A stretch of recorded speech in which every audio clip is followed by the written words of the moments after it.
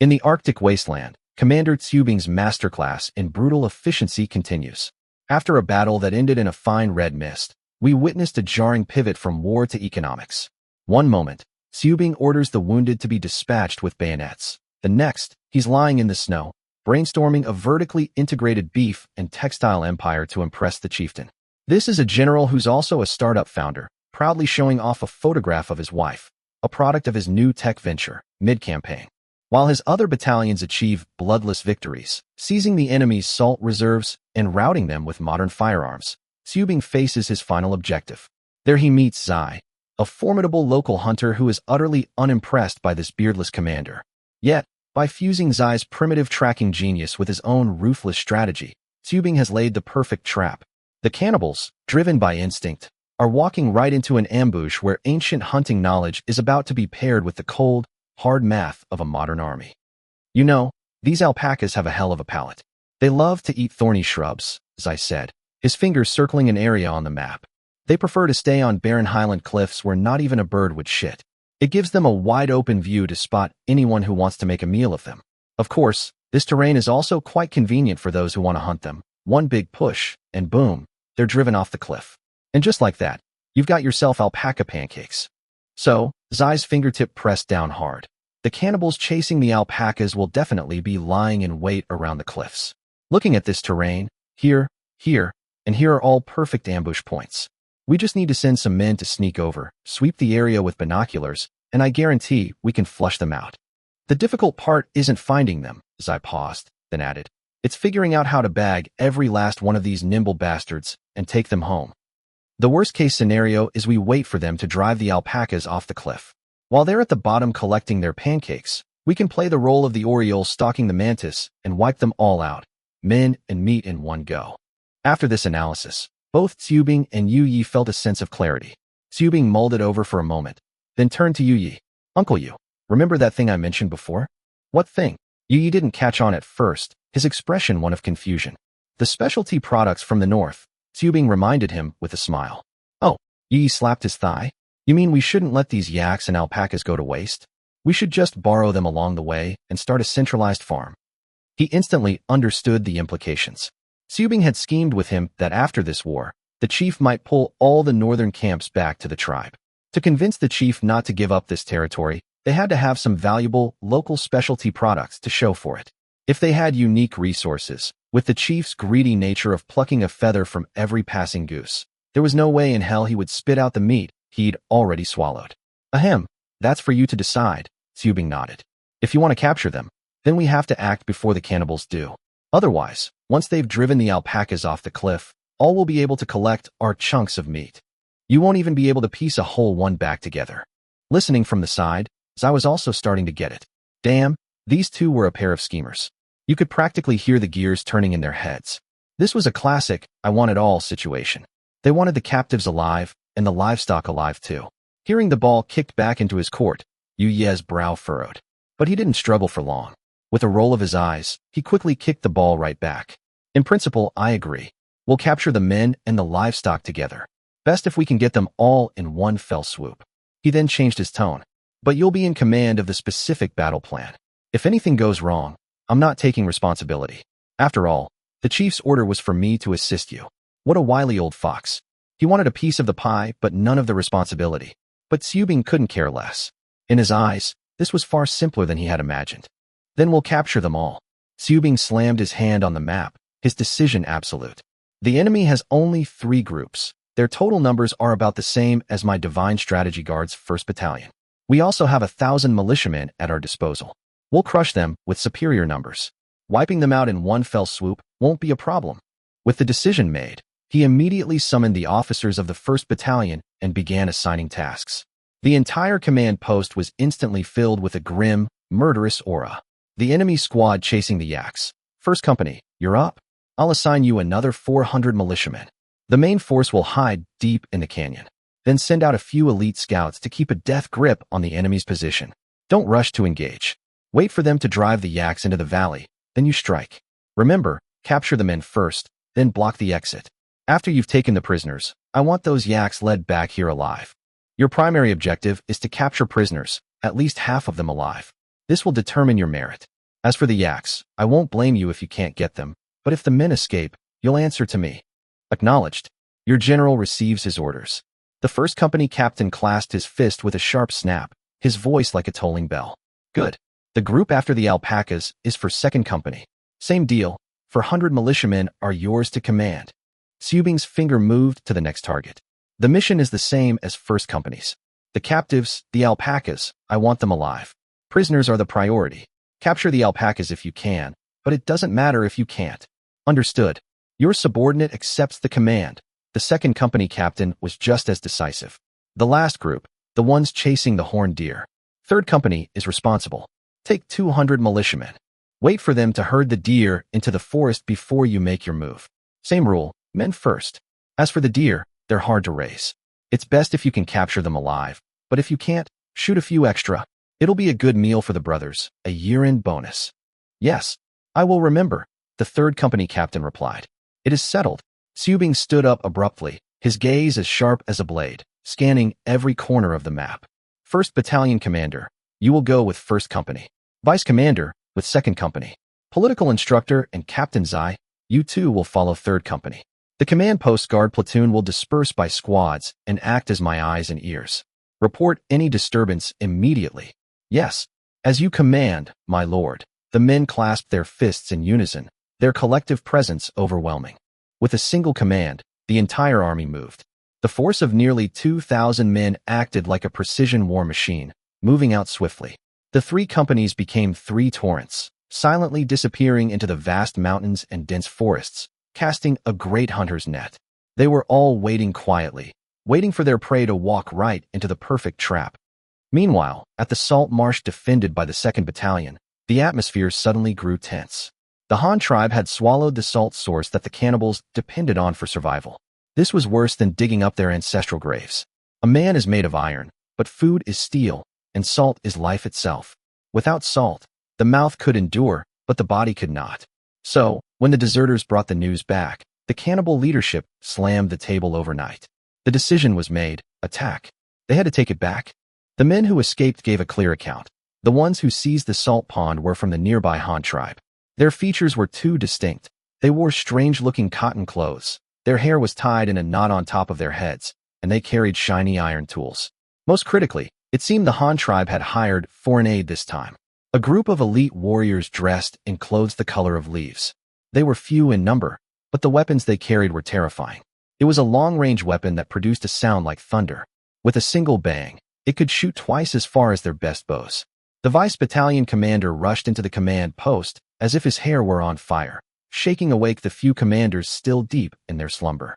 Commander, adjutant, wake up. The enemy is back. And they brought dozens of giant, white-furred apes with them. When Feiyu was shaken until he was dizzy. Hearing this, his drowsiness was instantly scared out of him. What? A counterattack? With giant apes? He fumbled to put on his clothes while firing off a string of questions. How many are there? Where are they? Have the soldiers been alerted?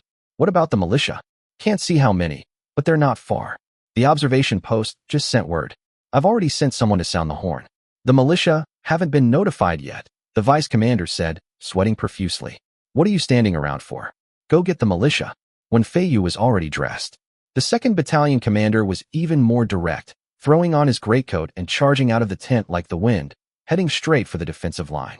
As the military commander, he had to check the defenses at the first possible moment. The vice commander left to carry out his orders. When Feiyu walked to the entrance alone and found that his guards were gone, replaced by an unfamiliar soldier standing ramrod straight. Which platoon are you from? What are you doing standing here? Reporting to Lord Adjutant. I am a sentry from the observation post, here to sound the alarm. The soldier snapped to attention. Oh, you're the one who spotted the enemy. When Feiyu pressed. How many are there? How far away? Reporting, my lord, the exact number is unclear. The soldier spoke rapidly. We were on watch just now when we suddenly saw the forest to the northeast come alive. The trees were shaking violently, and birds were flying everywhere. I looked through the binoculars, and my God, dozens of white-furred giant apes were swinging through the treetops like they were on swings. And beneath the trees, it was a dark mass of figures, heading straight for us. I ran back as fast as I could to report. All right, I understand. When Feiyu immediately grabbed a pair of binoculars and hurried to a nearby high point. Go and prepare for battle. The observation post will be credited with a merit for this. Thank you, Lord Adjutant. The soldier was stunned at first, then overjoyed. He'd earned a merit just like that? Holy cow, it was a good thing he ran fast. If he'd been a step slower and let the enemy get right under their noses, forget a merit, he'd be lucky not to get a bullet for dereliction of duty. The soldier, feeling pleased with himself, scurried back to his post. Voiceover. Look at how these KPIs are set. Capturing prisoners is the main quest, nabbing alpacas is a performance bonus, and there's no penalty for failing to get the bonus. This protagonist's project management skills would make him at least a director where I'm from. As for the dozens of giant apes charging your position, don't panic. Let's have a morning meeting first. It's not a big deal. In the woods, the enemy's footsteps were heavy and slow, but the giant apes leaping through the trees were like a pack of supercharged, fluffy cannonballs, their speed astonishing. With a series of swooshes, they had charged to just shy of the defensive line in the blink of an eye. When Feiyu raised his binoculars, the lens panning down swiftly. Good. His men were all in position, the dark muzzles of their guns like rows of silent fangs, aimed steadily forward. Crouching low, junior officers scurried through the trenches, their final commands delivered in hushed tones. An alarm?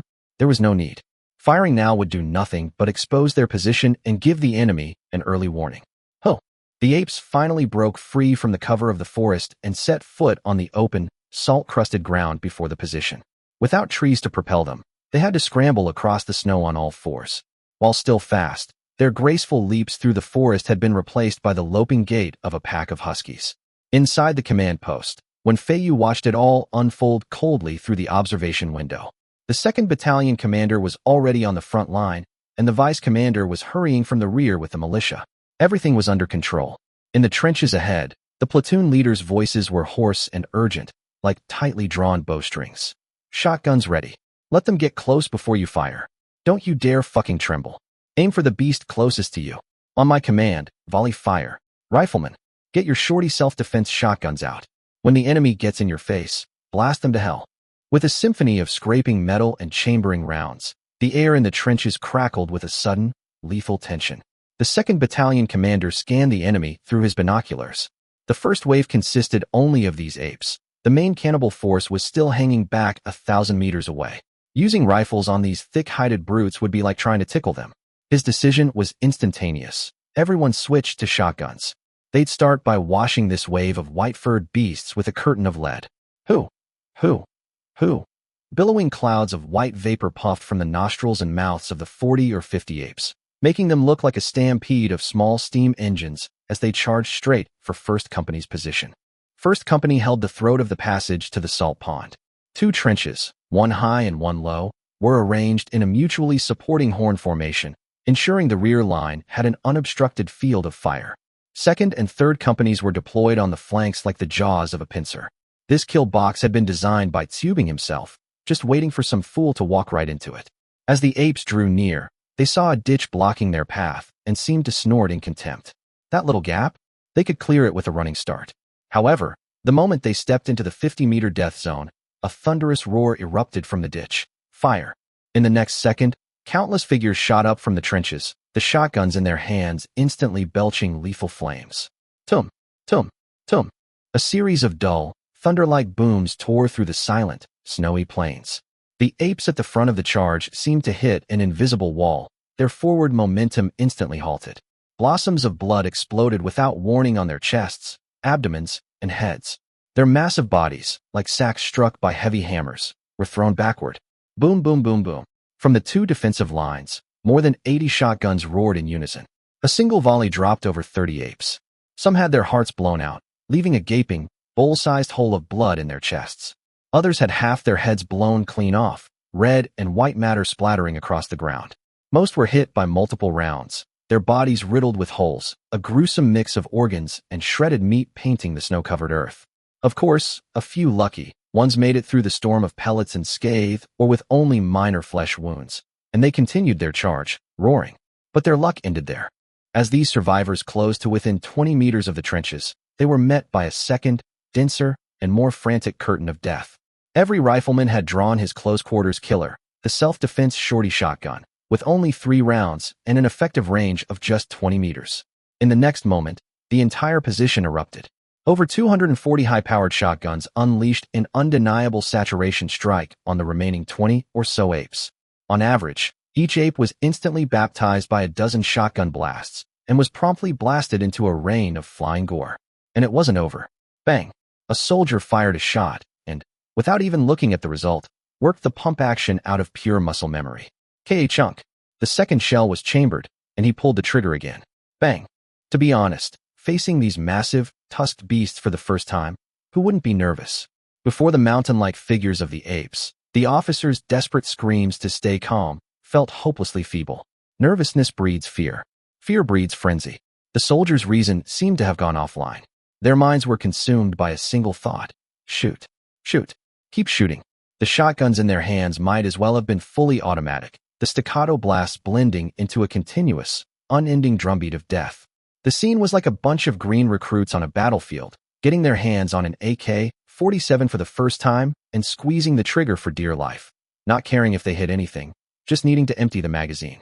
The last dozen apes suffered the worst fate. Their deaths were infinitely more brutal than those of their comrades in the first wave. Even after they had been reduced to an indescribable pile of pulp, the soldiers were still screaming, "Arg!"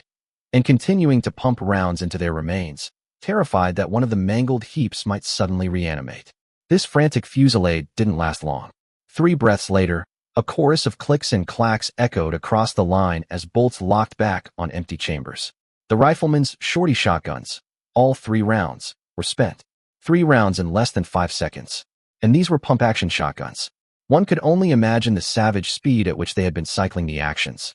Bang, bang, bang, bang. A few assault troopers with 8-shot shotguns were still firing out of inertia when their squad and platoon leaders' hoarse roars finally reached their ears. Cease fire. Cease fire. Stop shooting. Those beasts are dead. Calm down. The soldiers, as if waking from a dream, gradually lowered their weapons. They gasped for air, the white mist they exhaled as thick as steam. Many had not yet come down from the extreme adrenaline rush and were just mechanically following the new orders. Take cover. Check your ammo. Prepare for the next wave. The Second Battalion commander poked his head out of the trench and raised his binoculars. 53 giant apes, all accounted for. The dozen or so within 20 meters couldn't even be called corpses anymore. They were just a collection of parts. Further out, at the 50-meter mark, a few heavily wounded ones were still twitching and groaning on the ground, not far from death. His lens didn't linger on these results, but quickly zoomed to 1,000 meters out. The cannibal totem warriors, with their shields and long spears, had suddenly stopped. They milled about like a disturbed ant colony, hesitating. The sheer ferocity of the volley had clearly stunned them. To charge, or not to charge? That was the question. The Second Battalion commander narrowed his eyes, a cold smirk touching the corner of his mouth. Voiceover. This proves that in the face of absolute firepower, any fancy biological weapon is just a paper tiger. A giant ape charge? Before the great equalizer, the 12-gauge shotgun shell, they're just a bunch of mobile protein targets. I just feel sorry for the cleanup crew. What size shovel are they going to need to piece those things back together? First company, listen up. The Second Battalion commander's roar echoed through the trenches. Riflemen, keep your eyes glued to those 2-legged bastards in the distance. And listen close. This time we're taking them alive, so don't you dare put a bullet through one of them. If you're going to shoot, shoot at their feet. Just scare them a little. No one fires without my command. Assault troopers, top off your ammo, and quick about it. And keep your eyes peeled for any of those ape bastards playing possum. Yes, sir. The company and platoon leaders roared in reply, then turned to relay the orders to their men. The Second Battalion commander raised his binoculars again for a quick scan. The enemy in the distance was still milling about, hesitant and uncertain, like a bewildered flock of geese. He lowered his binoculars and jogged back to the command post. Lord Adjutant, he called out as he entered. First wave repelled. We dropped all 50-something of those beasts. But the rest of those cowards are frozen 1,000 meters out and won't budge. What's our next move? When Feiyu, who had been observing through his own binoculars, lowered them without a trace of urgency, a cold smirk playing on his lips. Patience. The vice commander is already leading 800 militiamen on a 2-pronged flanking maneuver. If they dare to come closer, we'll wrap them up like dumplings. As if on cue, the distant enemy finally stirred. 1,000 meters is a tricky distance. Far, but not too far. They had heard the gunfire, but they were completely in the dark about the actual situation. All they could see was a vast expanse of white. The white-furred apes blended in perfectly with the snow, making it impossible to tell if they were dead or alive. After much deliberation, they decided to get a closer look. If they dared to enter the 300-meter range, when Feiyu was 100% confident he could bag every last one of them. By now, the vice commander's militia had already moved into position for 100 meters deep on their flanks. The net had been quietly drawn. The cannibals, on the other hand, were completely bewildered. Their vanguard of apes had charged, the guns had roared, and then, nothing. Silence. Had their apes annihilated the enemy? Or had the enemy's secret weapon annihilated their apes?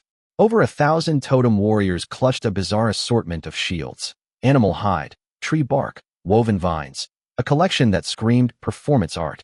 80% of them were equipped, a clear sign they had come prepared. Of course, in the face of bullets, these things were about as effective as paper, but they offered a sliver of psychological comfort. They inched forward, step by cautious step. 1 minute, 2 minutes. After a full 5 minutes of crawling at a snail's pace, they finally reached the 300-meter line. At this distance, they could finally make out some details. It looked like the fighting was still going on up ahead. A few apes were locked in fierce combat with the green-clothed Han soldiers. The Han men were using wooden clubs and shields, and the fight seemed to be a back-and-forth affair. Some were even thrown into the trenches by the apes. The cannibal warriors grew even more confused. Where were the Han's devastating long-range weapons? Had they run out of arrows? They looked closer. There were indeed quite a few ape corpses scattered on the open ground. It seemed the Han had inflicted considerable losses, but their lines had also been breached, so they must have suffered heavy casualties as well. But the strangest thing was, the fighting, apes weren't making a sound. It was the green-clothed Han soldiers who were hollering and shouting, putting on quite a show. Though riddled with doubt, the cannibal chieftains sensed a golden opportunity. The vanguard had torn an opening for them with their lives. The Han were exhausted, their arrows spent. If not now, when? Uga! A few chieftains shrieked. The 1,000-strong force was instantly energized. Hoisting their shields, they broke into a full sprint, a black, turbid torrent surging toward the enemy lines. A dozen seconds later, they crossed the 100-meter mark and stepped right into the heart of the death trap. Crack! A single, sharp rifle shot rang out from directly behind them. A chieftain wielding a massive axe had a spray of blood erupt from his chest. The bullet's immense kinetic energy sent him flying backward, knocking down 3 men before he finally came to a stop. Fire! Aim for the ground, the Second Battalion commander roared from his position. Pin them down. Don't let them escape. The frontal position's job was to draw their fire and create an opportunity for their comrades on the flanks to reap the harvest. The vice commander and the militia did not disappoint. The moment the first shot was fired, they materialized from the woods on either side of the enemy, completing the encirclement in an instant. Pop whoosh! A green flare, fired from a shotgun, was launched into the sky by the vice commander. The trap was sprung. Brothers, charge. Take them alive. Today is the day we earn our glory and fortunes. With a furious roar, the squad and platoon leaders led the charge. But the real stars of the show were the 1,000 militiamen. Armed with heavy, solid wood shields and wielding well-balanced batons, they formed charging squares, smashing into the enemy ranks like a herd of enraged bison. The scene was less of a capture operation and more of a massive riot control action. The militiamen became riot police, clubbing anyone they saw, one by one, until they were all beaten to the ground. The 3 companies of the Second Battalion formed an unbreakable cordon. With their guns raised, they formed a massive circle around the perimeter. Any fish that tried to slip through the net was unceremoniously dropped by a shotgun blast. The ambush at the salt marsh ended in a crushing victory. The news was rushed to the hunting camp to the east, but unfortunately, Qubing had already led the main force of the 1st Battalion deep into the mountains. 800 divine strategy guards and 1,000 elite hunter militiamen, split into 3 forces, each with its own objective. That battle report was destined to gather dust in the main camp. However, even if Qubing had known about the 2nd Battalion's victory, he would have just chuckled. The hand he was holding was far stronger than the 2nd's. His militiamen were all seasoned hunters. Even without the divine strategy guard, they could have easily taken down a small cannibal squad on their own. Nets, ropes, traps. The hunting camp was overflowing with such equipment. When it came to capturing things alive, the militia here were the grandmasters. On the 4th day after their departure, all 3 forces made contact with their targets almost simultaneously. The battle was about to begin. Voiceover. In terms of acting, those guys wrestling with the ape corpses were definitely Oscar-worthy. The cannibals. We may be savages, but don't you lie to us. This script is all wrong. This was supposed to be an epic war. How did it turn into a police raid? The first to be lucky were neither the yak chasers nor the alpaca wranglers, but rather the squad of cannibals hunting the great horned deer. The reason was simple. These deer were just too easy to catch. The cannibals, without much effort, herded them into a preset forest trap. However, the mantis stalks the cicada, unaware of the oriole behind. In their eyes, the deer were the prey. In the eyes of the Han tribe, both hunter and deer were the hunted. In charge of this operation was the 3rd Company of the Divine Strategy Guard's 1st Battalion, supported by 200 militiamen of hunter stock. Initially, the 3rd Company captain was rubbing his hands together, planning to find a prime spot for an ambush. The moment the enemy entered, his men would leap out with a roar and bag them all in one go. To his surprise, this perfect plan was immediately shot down by the militia centurions. The 2 centurions shook their heads vigorously. No, that won't do at all. The 3rd Company captain was completely baffled. Then what do you suggest? One of the centurions smacked his lips, speaking with the unhurried air of a seasoned veteran. The enemy is all bunched up. No matter how we charge, we're bound to take casualties. Your firearms are powerful, no doubt. Wiping them all out would be easy, but the chief wants them alive. When the time comes for a close fight, we'll be tiptoeing around while they're swinging their axes wildly. If we get into a stalemate, our brothers will definitely get hurt. So, his tone shifted. It's better to wait for them to spread out. Then we can pick them off one by one. Think about it, he continued. They're here to hunt. Once the deer are in the forest, they'll have to split up to catch them. That's our golden opportunity. We'll concentrate our forces and take out a portion of them in one bite, then send a few men to tie up the rest. Once we're done here, we'll turn back and grab the other group. This way, the success rate is high, and we stay safe. It just takes a little more time. The 3rd Company captain mulled it over for a long time. The more he thought, the more it made sense. He slapped his thigh. Let's do it. And so, the entire 3rd Company and the militia slipped into the forest ahead of time like a troop of ghosts, setting countless pairs of eyes along the perimeter, silently waiting for their prey to enter the net. 2 days later, a scout brought news. The fish were about to bite. Rumble, the herd of great horned deer, in a panic, plunged headfirst into the deadly forest. Their magnificent antlers, usually a source of pride, now became a fatal encumbrance, getting hopelessly tangled in the low-hanging branches and rendering them immobile.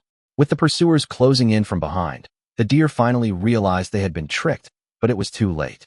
200 to 300 cannibal hunters charged in, cackling, their eyes filled with greed, as if they could already see the sizzling, greasy venison roasting over a bonfire.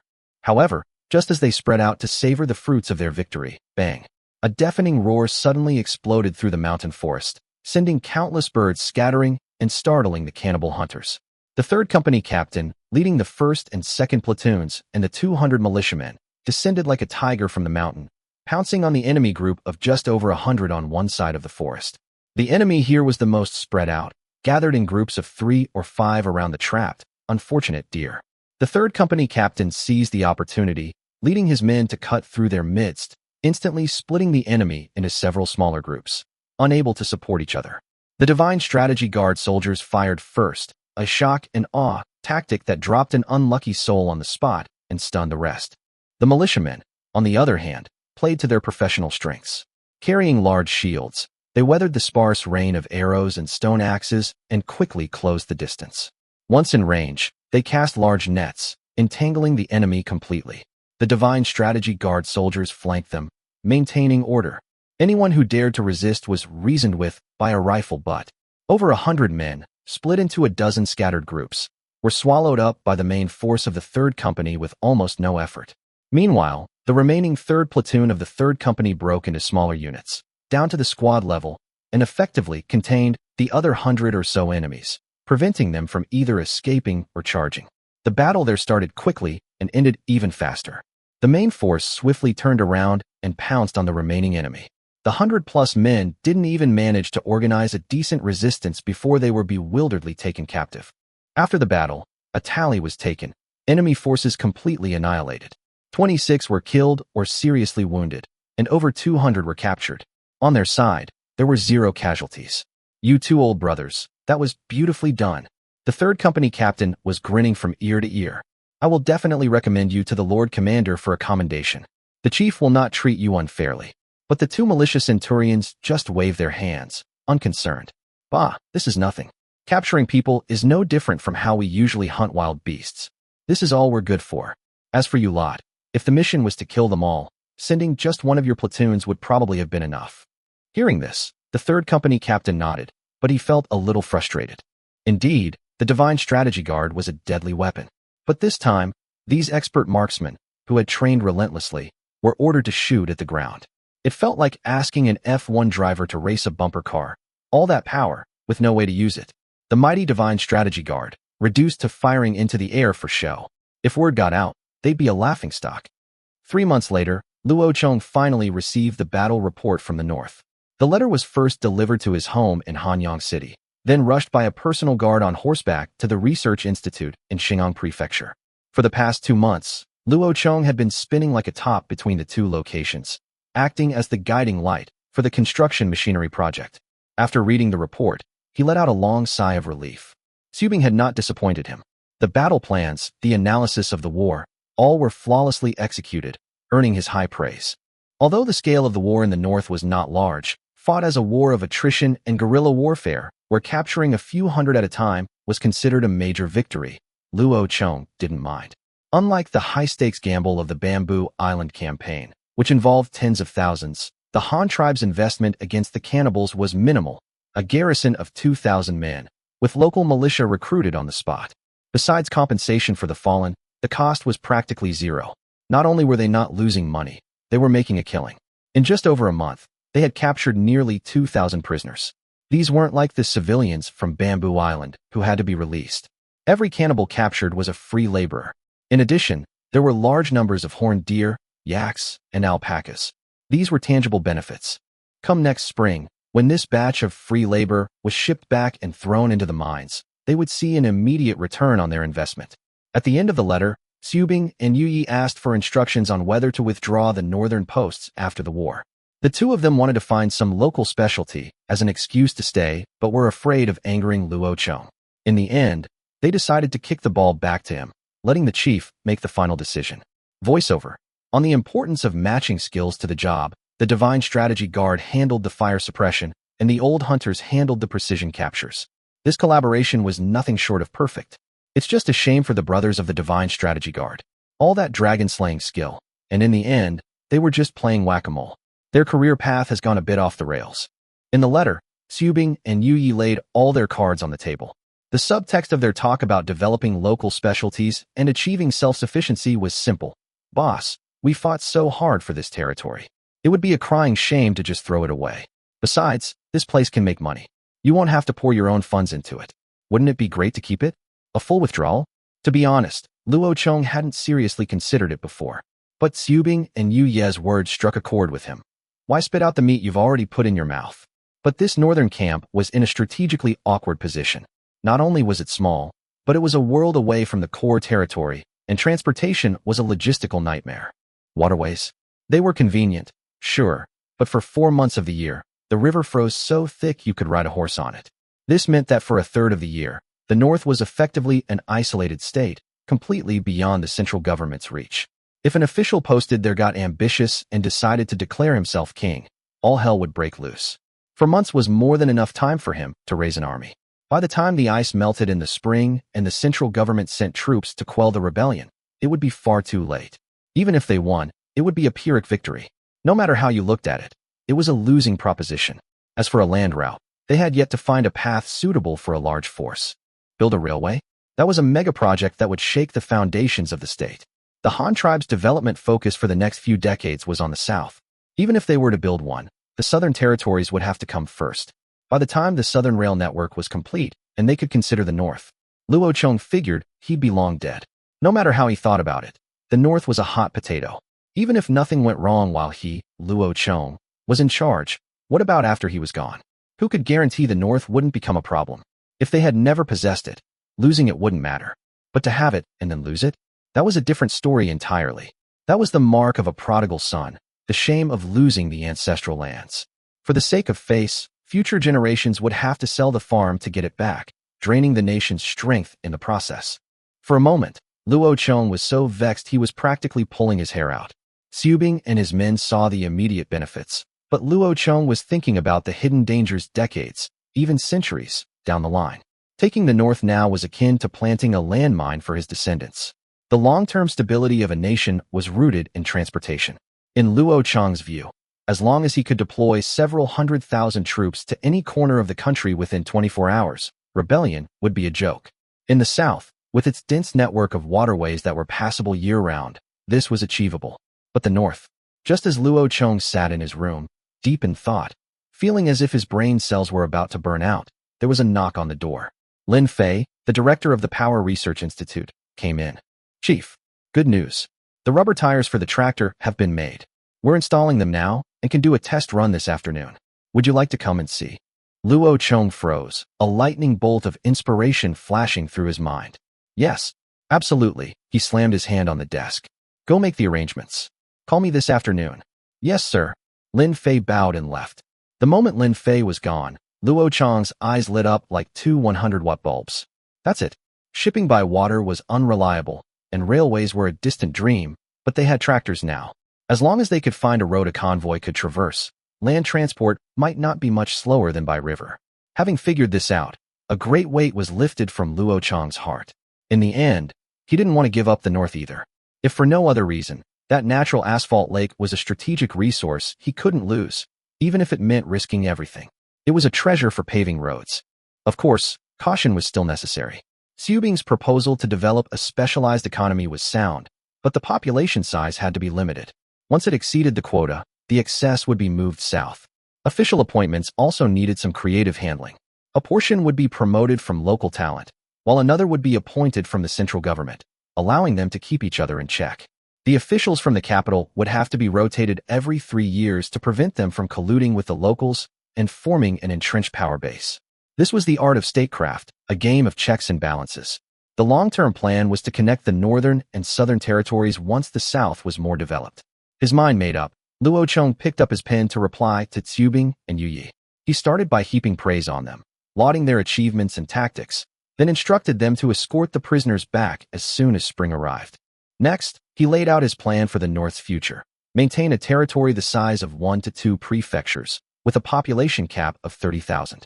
Anyone over that limit would be relocated south. How to relocate them? The most harmonious way was through education. He would cultivate a dream in the next generation of Northerners, making them yearn for the prosperous South. By offering attractive job opportunities, the choice between the freezing North and the warm, wealthy South would be an obvious one. This way, he could attract the Northern elite to the South and simultaneously temper the strength of the Northern prefectures, killing 2 birds with 1 stone. Luo Chang's thoughts grew clearer and clearer. He dashed off a long, detailed letter and sent it by messenger eagle. Then, with a heart full of excitement, he waited for the afternoon's tractor test run, his precious baby. The steam-powered crawler excavator, the wheeled loader, the double-drum road roller, the large tractor. This dream toolkit for the master builder, in development for over 4 months, had finally achieved a major breakthrough. The hydraulic transmission system had been conquered. The chassis and steam engine were child's play for the Han tribe, which could already build trains. The real challenge lay in the hydraulic system. The hydraulic pump, the hydraulic motor, plus the specially formulated hydraulic fluid and hoses. This complex and precise system was the heart of all construction machinery. And today, that heart was about to beat for the first time.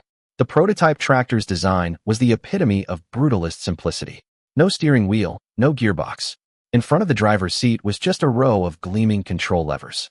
The method of operation was a throwback to an old World War II tank. Voiceover. The mark of a true transmigrator is worrying about the nation's grand century-long strategy one moment, and then excitedly running off to watch a tractor test run the next. After all, compared to the sea of stars, the hulking iron beast right in front of you provides a much greater sense of security. Things like the art of statecraft and the way of checks and balances all have to take a back seat to the roar of an excavator. This prototype tractor was savage to its very core. Its suspension system was independent, composed of springs and hydraulic struts, and its chassis was articulated.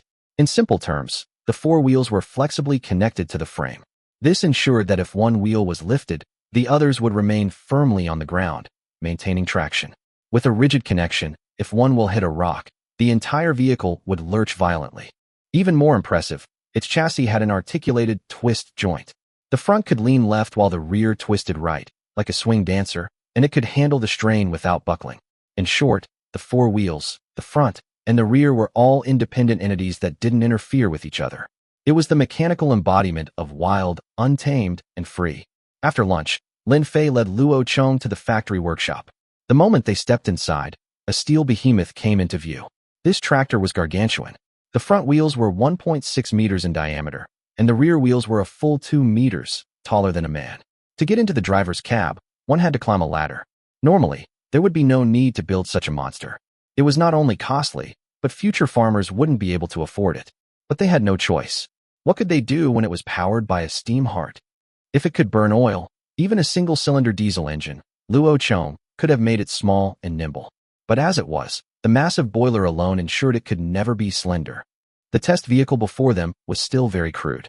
The mechanical components at the front were completely exposed, a complex and precise tangle of gears, connecting rods, and pipes that exuded a raw, steampunk aesthetic. The driver's seat was ridiculously basic, without even a roof for shelter from the rain, making it a true, convertible supercar.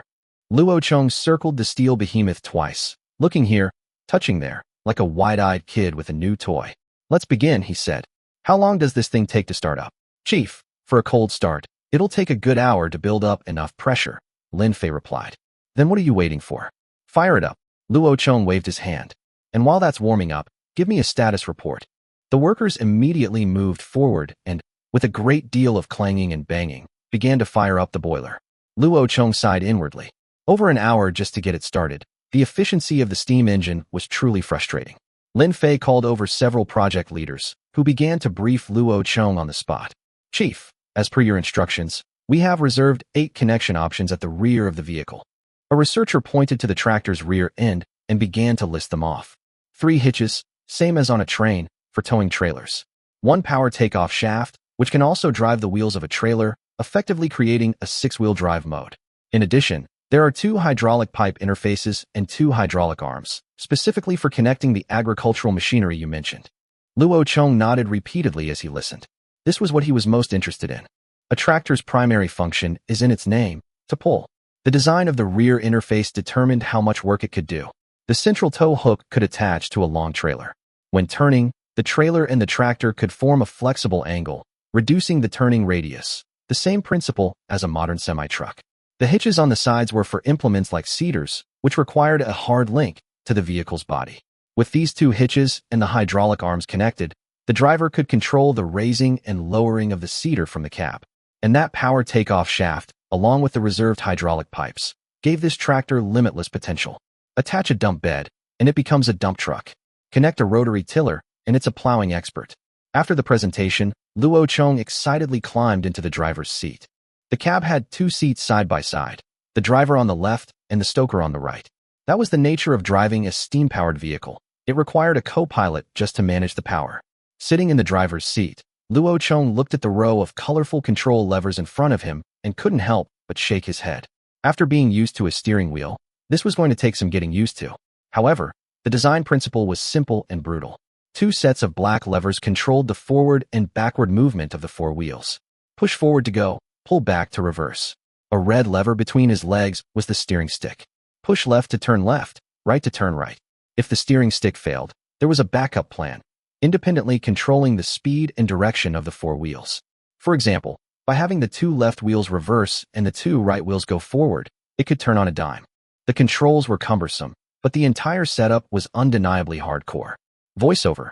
While other transmigrators are busy lighting up the tech tree, building guns and cannons, Chief Luo has fast-forwarded straight to construction fanatic mode.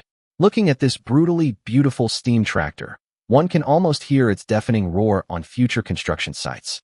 It's just that, to drive this thing, you'd probably need a tank license first, right? The last 2 yellow levers controlled the hydraulic attachments at the rear. If nothing was connected, they were merely decorative. 7 control levers and 1 clutch pedal. This was the steering wheel of the prototype tractor. It looked complex, but its operation was far simpler than that of a manual car. The driver only needed to manage forward, reverse, left, and right, without the hassle of shifting through gears. As for brakes, the machine used steam brakes, which relied on steam pistons to create friction and slow the vehicle. Given the tractor's leisurely pace, they were rarely necessary. The handbrake, however, was a more elegant solution, a hydraulic valve that, with a single turn, locked all 4 wheels tight. Amenities like headlights and rearview mirrors were non-existent. Without a cab, this was a convertible tractor, and there was simply nowhere to mount them. Luo Chong settled firmly into the driver's seat, surrounded by a swarm of researchers scrambling over the machine, checking every component. Once they had all reported, all systems nominal, the boiler's whistle began to trill. "Chief, the water's boiling. We have pressure," the stoker bellowed. "Let's go." A smile tugged at the corner of Luo Chong's mouth, his eyes shining with anticipation. "Time to take her for a spin." The stoker yanked a gate valve open. Scalding steam instantly flooded the cylinders, driving the pistons, connecting rods, and flywheel. The entire steam engine, like a reawakened beast, began to roar and tremble violently. Feeling the rhythmic vibrations coming up through the seat, Luo Chong tapped the clutch, then shoved the two sets of control levers forward. Roar! The tractor lunged forward like a bull that had just been kicked in the rear. "Everybody clear out. Expert driver coming through," Luo Chong shouted, gripping the control levers. Whoosh! A thick plume of black smoke spewed from the side smokestack. Amidst the startled cries of the crowd, the steel behemoth charged out of the factory building. Chuff! Chuff! Under Luo Chong's control, the massive tractor moved slowly but steadily out into the icy, snow-covered world outside the factory. The moment he was out the door, an icy blast of wind slapped him in the face. He suddenly had the urge to curse. They should have put a roof on it first. Driving a convertible tractor in the dead of winter was no job for a sane man. The factory personnel all followed him out. Luo Chong stopped the tractor and turned to shout at Lin Fei, who was riding beside him. "What are we testing today, Chief?" Lin Fei yelled back from his horse. "Obstacle crossing, towing capacity, and the driver experience." "Then let's start with off-roading." Luo Chong ducked his neck deeper into his greatcoat, pushed the control levers, and headed straight for the test grounds in the distance. Lin Fei and the others followed closely on horseback, discussing excitedly as they rode, their eyes filled with a fanatical gleam. "Chief, the tread on these tires is incredible. It's not slipping at all in the snow." Luo Chong just smiled at that. That's nothing, he thought. Compared to tracks, tires are child's play. Soon, they arrived at a complex course marked out with ropes. There were natural steep slopes, artificially dug pits, and even a simulated logging site, filled with upright posts and logs strewn haphazardly on the ground. Luo Chong took a deep breath and, personally piloting the steel beast, began its debut performance. Hill climbing. The immense torque made it feel as if he were driving on level ground. One steep slope after another was conquered, not without a few thrilling moments. Pit crossing. The uneven dirt road made the vehicle lurch and sway violently, twisting to an exaggerated angle, but the four independent wheels stubbornly carried it through. Charging the forest. The narrow passages and scattered obstacles were a true test of driving skill. But Luo Chong had driven Hummers and Warriors in his past life. This little scene was no match for him. The controls were different, but the soul of off-roading was the same. Under the astonished gazes of the crowd, Luo Chong, driving the steering wheel-less tractor, navigated one obstacle after another, demonstrating its formidable capabilities. Voiceover. The mark of a true domineering CEO is not just being able to manage a company, but also knowing how to operate an excava. Oh, no, a tractor. Seeing CEO Luo personally take the wheel and go for some extreme off-roading in the snow is more persuasive than any advertisement. It's just that the convertible design is a bit chilling. I suggest that for the next test drive, they provide the chief with a military greatcoat and a Leifeng hat. After conquering the logging site, the next obstacle was an irrigation ditch, a common sight on farmland. To wheels nearly 2 meters in diameter, this was little more than a puddle. Without slowing, the tractor simply rolled right over it. The final challenge was a purpose-built mud bog. Here, Luo Chong finally hesitated.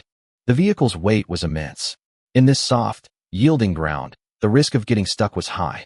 But to test its limits, he steeled himself, pushed the control levers, and drove the steel behemoth into the mire.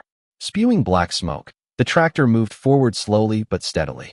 As expected, the wheels sank, but not deeply. The rubber tires were not even fully submerged.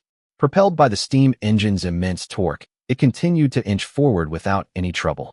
The surrounding researchers erupted in cheers, but Luo Chong's brow furrowed. Something wasn't right. Paddy fields, submerged in water year-round, had mud soft enough to swallow a cow. But it was winter now, and the ground beneath the mud was frozen solid.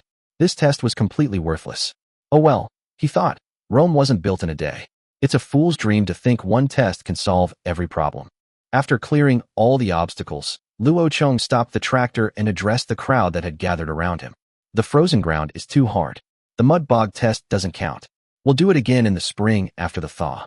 Lin Fei was taken aback for a moment, then nodded vigorously. He's right, he thought. Thorough testing is crucial. If the conditions aren't right, we'll try again. The chief is wise. Lin Fei began with a bit of flattery before quickly asking, "So, how was the driving experience? Is there anything that needs improvement?" This was the main event of the day. Only by putting the vehicle through its paces on complex terrain could its true quality be assessed. After testing its off-road capabilities, the team wasted no time in fitting a new attachment, a 6-meter-wide rotary tiller. The implement looked like a giant mace, its surface covered in welded, curved blades. Luo Chong drove the tractor, carving a wide, neat, black runway across the white, snowy plain. Whir! The mace spun at high speed, flinging the dark earth into the air. From a distance, it looked like a giant paintbrush, determined to paint the entire white canvas black. The crowd behind him stared, their eyes wide with disbelief. Gods, look how fast it plows. Ha ha ha. See that? I welded those blades on myself. It's not just the speed. Look at the width. 6 meters in one pass. That's like having dozens of oxen working at once. And the tilling is so even, much finer than an ox plow. Lin Fei was the first to snap out of his stupor. He turned and barked at the chattering crowd. What are you all standing around for? You see how incredible this is, so get to work. What's the tilling depth? Is the soil consistency acceptable? Go and check. The crowd scattered, pulling out various tools, and began taking measurements. Some used rulers to measure the depth of the furrow, while others squatted on the ground, studying the size of the clods. Is the rotation speed too fast? The soil is flying everywhere. Fast is good. If it's not fast, the clods won't break up. What would be the point of tilling then? But we can't have it just flinging dirt everywhere. If the ground were dry, it'd kick up a dust storm. Simple.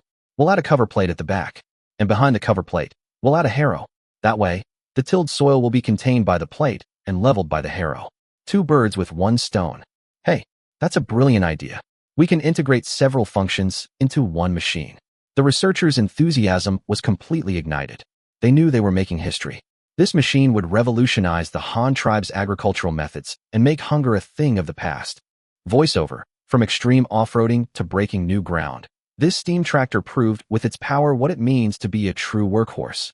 Watching the researchers enthusiastically discussing how to add skins, cover plates, and weapons, harrows, to it, one can almost see the dawn of a new agricultural era.